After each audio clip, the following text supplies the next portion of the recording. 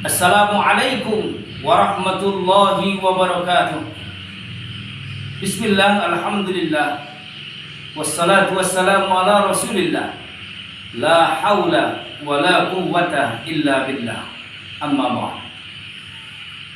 Sahabat sekalian yang insyaallah dimuliakan oleh Allah Subhanahu wa taala. Doa terbaik untuk kita semuanya. Mudah-mudahan senantiasa diberikan limpahan nikmat dan karunia oleh Allah Subhanahu wa taala. Diselamatkan dunia dan akhirat. Dan mudah-mudahan hari ini yang sedang diberikan ujian oleh Allah segera dicabut ujiannya oleh Allah, diganti dengan kenikmatan oleh Allah Subhanahu wa taala. Saudaraku sekalian, di antara satu perintah Allah Subhanahu wa taala, ada satu perintah yang seiring sejalan, berangkai satu dengan yang lainnya. Ada keterikatan antara satu perintah dengan perintah yang lainnya. Ketika Allah berbicara dalam Al-Quran, Ati'ullah wa ati'ur rasul, taatlah kepada Allah dan taatlah kepada Rasul. Aqimis sholat wa atuz zakat, dirikan sholat, keluarkan zakat. Anishkurli wali walidayk, bersyukurlah kepadaku dan kepada kedua orang tua. Banyak sekali dalam Al-Quran satu perintah yang seiring sejalan, saling keterkaitan antara satu perintah dengan perintah yang lain. Salah satunya yang termaktub tadi, yang tersampaikan di awal tadi. Maka dalam kesempatan yang cukup singkat ini, saya ingin sedikit berbicara tentang satu dalil firman Allah. Yang ketiga, anishkurli wali walidayk, bersyukurlah kepadaku, kata Allah, dan kepada ibu bapakmu. Saudaraku sekalian yang dimuliakan oleh Allah, ketika Allah berkata bersyukur kepadaku dan kepada ibu bapakmu, kalau begitu seolah Allah ingin berpesan senada dengan ini, sebagaimana baginda Rasul Muhammad SAW memberikan satu nilai penegasan. Ridallah fi ridal walidain wa sukhtullah fi sukhtil walidain.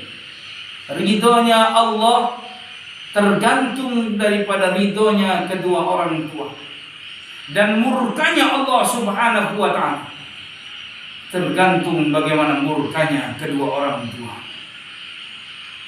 Saudaraku sekalian yang dimuliakan oleh Allah, kalau Allah saja telah mengatakan hal yang demikian, maka pantas setiap ayat-ayat dalam Al-Quran ketika berbicara tentang bagaimana pengabdian seorang anak kepada orang tuanya, fala takul lahuma uffin, jangan kau katakan satu patah kata pun untuk mengatakan dan lain sebagainya.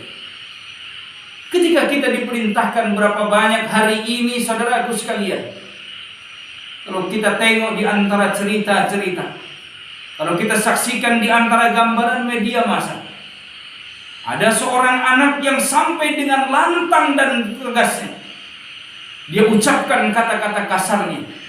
Ada seorang anak dengan bangga dan tidak merasa bersalahnya, dia sepak kedua orang tuanya. Padahal dalam Al-Quran, fala takul lahuma uff, jangan sekali-kali kau katakan meskipun itu satu kata tidak. Masya Allah. Saudaraku sekalian yang dimuliakan oleh Allah Subhanahu wa ta'ala, sering kita mendengar bagaimana catatan cerita sejarah pengabdian seorang anak yang teramat luar biasa, sehingga dengan pengabdiannya Allah muliakan di tengah-tengah kehidupan. Dulu pernah ada sebuah nilai cerita bagaimana sosok seorang pemuda Uwais Al-Qarni. Dia pemuda biasa, tapi teramat luar biasa dimuliakan oleh Allah Subhanahu wa ta'ala. sampai baginda Rasul Muhammad sallallahu alaihi wasallam memberikan satu pesan kepada para sahabat, kepada Umar untuk berbicara, untuk meminta doa kepada satu pemuda. Yang pemuda itu adalah Uwais Al-Qarni. Seorang pemuda biasa yang tidak kenal di mata manusia, tapi dimuliakan amat luar biasa, dikenal di penduduk langit.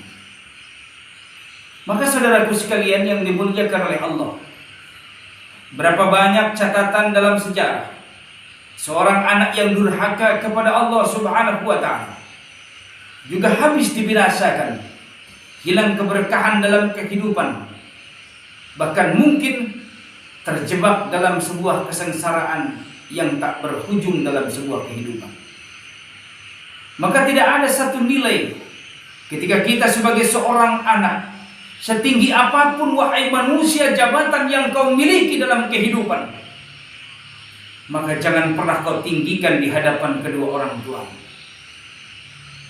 Sehebat apapun keilmuan yang kau miliki, tinggi kau pintar di tengah-tengah kehidupan, mungkin kau menjadi sosok manusia yang dimuliakan dalam kehidupanmu, tapi ketika di hadapan kedua orang tuamu, wafid lahuma janahad dzulli minar rahmah, hari itu kita harus senantiasa merendahkan diri kita. Sekaya apapun harta yang kau miliki wahai manusia, jangan pernah kau sombongkan di hadapan kedua orang tuamu. Maka untuk itu saudaraku yang dimuliakan oleh Allah Subhanahu wa ta'ala, ada sebuah nilai cerita yang hari itu ibunda tercintanya sudah lama tak berjumpa dengan seorang anak. Padahal jarak seorang anak hari ini hampir sudah tidak lagi terbatas, dikarenakan sarana komunikasi yang cukup amat luar biasa telah menghantarkan kemudahan dalam kehidupan kita.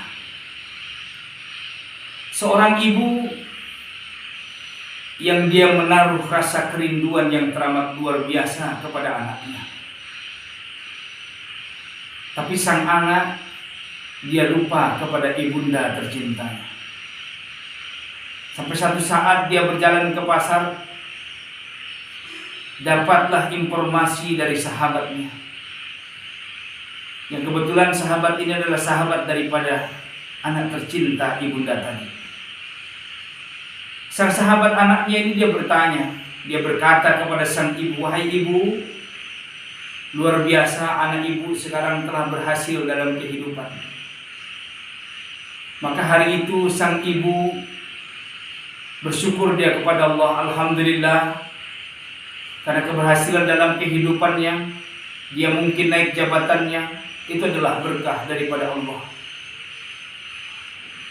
Minggu berikutnya lagi, dia berjumpa lagi sang ibu dengan sahabat putranya.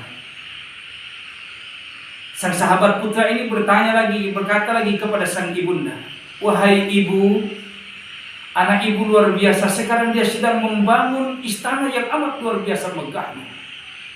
Miliaran rupiah dia telah habiskan untuk membangun rumah. Sang ibu dengan teramat bangga dia ucapkan, alhamdulillah.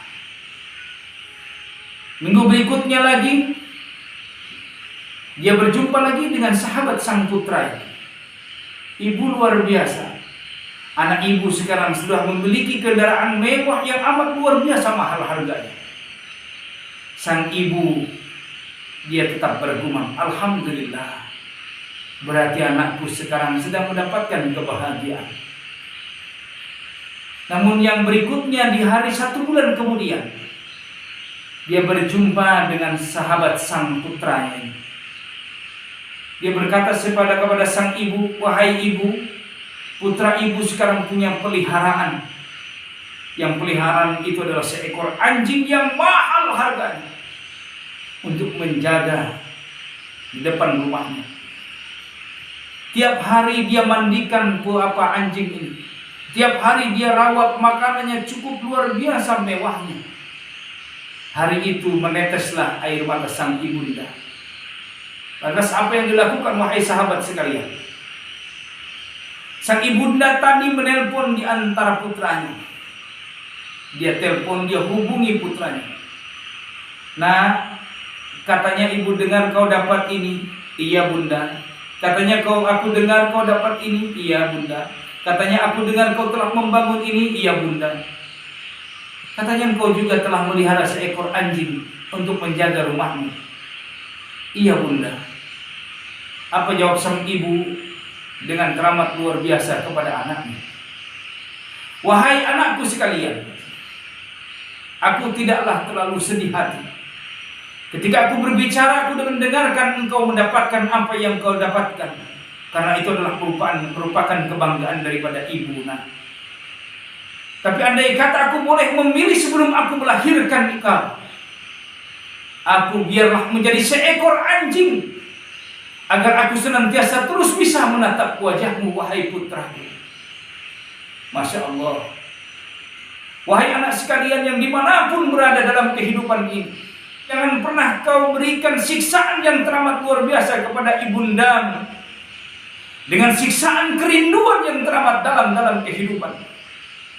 Sebab kalau sudah ibunda kita dipanggil oleh Allah Subhanahu wa ta'ala, sungguh yang mendapatkan sebuah nilai keberhasilan dalam kehidupan.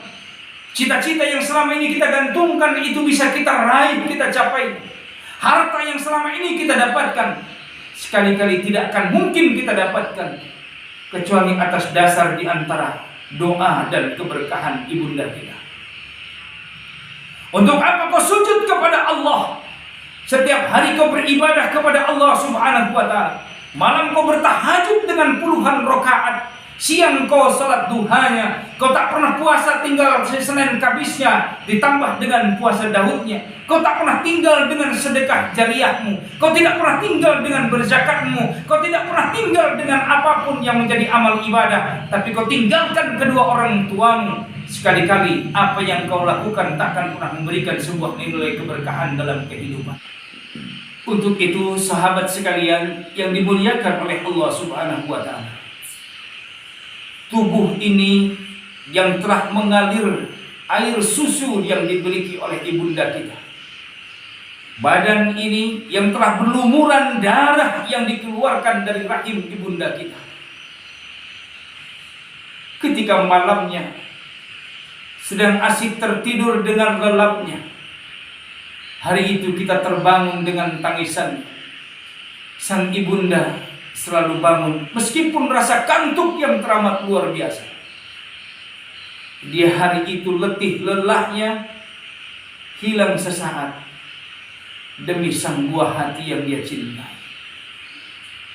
Maka apakah pantas kita menjadi seorang anak yang durhaka kepada kedua orang tua kita? Maka apakah pantas kita sebagai seorang anak meninggikan suara kita kepada orang tua kita? Ada seorang ulama dalam sebuah nilai catatan, datang si orang ibunda, dia bertanya tentang sesuatu perkara kepada anaknya. Karena seorang anak ini adalah seorang ulama yang teramat luar biasa tingkat keilmuannya. Dia bertanya sang ibu kepada seorang anak. Apa jawab seorang anak? Seorang ulama yang amat luar biasa masyhur di tengah-tengah kehidupan. Sang ulama ini, dia berkata kepada ibundanya, "Tunggu wahai ibu, saya akan berikan jawaban." Lantas putranya ini, ulama besar ini, dia panggil seorang murid. Dia panggil seorang murid, suruh muridnya untuk menjawab pertanyaan daripada ibundanya. Apa yang terjadi saudaraku yang dimuliakan oleh Allah? Sang murid dia berkata, "Wahai Syekh, engkau adalah guru kami, engkau adalah ulama kami. Sekarang ibundamu datang untuk bertanya satu masalah kepadamu. Pantaskah aku sebagai seorang murid untuk menjawabnya?" Dengan bijak sang Syekh memberikan jawaban kepada muridnya. "Wahai muridku, hari ini yang bertanya adalah ibundaku. Sepintar apapun kita, sehebat apapun kita, maka aku takkan pernah mau menunjukkan kepintaranku di hadapan seorang ibu. Karena pintar kita semuanya, hebat kita semuanya, di mata seorang ayah dan ibunda, kita adalah sebagai seorang anak yang tak lebih adalah seorang putra yang tercinta. Aku takut ketika aku di hadapan seorang ibu ketika memberikan sebuah jawaban. Aku merasa tinggi hati, aku merasa pintar dalam kehidupan ini, sehingga aku rendahkan kedua orang tuaku. Subhanallah. Saudaraku yang dimuliakan oleh Allah Subhanahu wa ta'ala, maka benar kata Rasulullah Muhammad sallallahu alaihi wasallam, ridallah fi ridal walidain. Kalau kau pengen berkah hidupmu dalam kehidupan, pengen menggapai apa yang kau inginkan, yang kau cita-citakan dalam kehidupan, pengen mendapatkan sebuah nilai ketenangan dalam kehidupan, maka biarkan kedua orang tua kita untuk senantiasa ikhlas dalam mencintai kita sebagai putra. Dua tetes air mata yang dia kucurkan di tengah malam, dia bermunajat kepada Allah Subhanahu wa ta'ala, mampu mewakilkan seluruh doa dan munajat kita kepada Sang Pencipta. Maka raih keikhlasan dan keridhaan doa orang tua kita. Sering kita jumpai orang-orang yang ingin mendapatkan sebuah nilai kesuksesan. Berapa banyak dia harus terjebak dalam sebuah kemaksiatan, berapa banyak dia harus terjebak dalam sebuah kemungkaran. Dia datangi perdukunan, dia datangi tempat-tempat keramat, padahal ada keramat dalam kehidupan kita. Ada tempat yang paling amat luar biasa, mustajab setiap doa dan munajat kita. Mereka yang berdagang yang kadang-kadang asik mencari tetesan air mata duyungnya, padahal tak perlu kita cari tetesan air mata duyung. Coba kau kucurkan dua tetes air mata kedua orang tuamu, teteskan air mata di antara ibu bapakmu. Hari itu akan memberikan sebuah nilai kesuksesan dalam kehidupan kita. Kenapa kau harus cari tetesan air mata duyung? Kenapa kau cari tempat-tempat keramat dalam kehidupan, sementara dia ada dalam kehidupan kita? Dialah ibu dan bapak kita. Maka sahabat sekalian yang dimuliakan oleh Allah Subhanahu wa ta'ala, mari kita raih ridho dan keberkahan dalam kehidupan ini. Dialah ibu bapak kita. Bagaimana caranya? Yang pertama, kita senantiasa bermunajat kepada Allah. Doakan mereka, Allahumma ghfirli dhunubi wali walidayya warhamhuma kama rabbayani shaghira. Ya Allah, ampunilah dosaku ya Allah, ampunilah dosa kami ya Allah, dan dosa kedua orang tua kami, dan sayangilah mereka sebagaimana mereka telah menyayangiku sejak kecil.